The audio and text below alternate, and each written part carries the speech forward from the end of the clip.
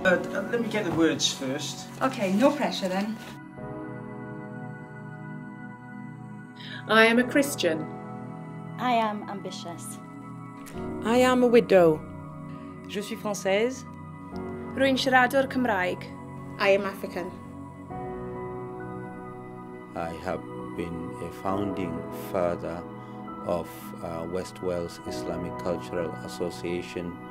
I am gay. I am visible. My disability isn't always. I'm a survivor and thriver through domestic abuse. I am an insomniac. Rwy'n fam. I'm a flight nurse with the RAF Reserve. Rwy'n hoyw. I'm a leader for Girl Guiding.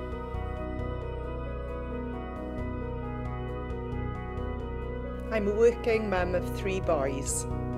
I am an LGBTQ+ ally. Rwy'n newid fy ngyrfa. I am anxiety. I am dyslexic and dyspraxic. I am supporting my dad who has dementia. I'm the South Wales representative for the Motorcycle Action Group. I'm 63 and I'm a Christian. Rwy'n chwaer. I am married. I am a grandmother who loves gardening. I'm a Methodist and I'm a dog owner. Rwy'n fam, nyrs a bydwraig.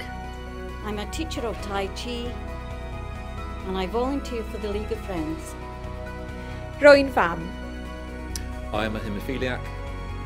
I am gay. I am changing career. Rwy'n Gymraes.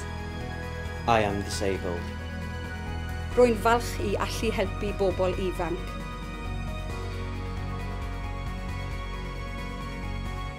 Dyma fi.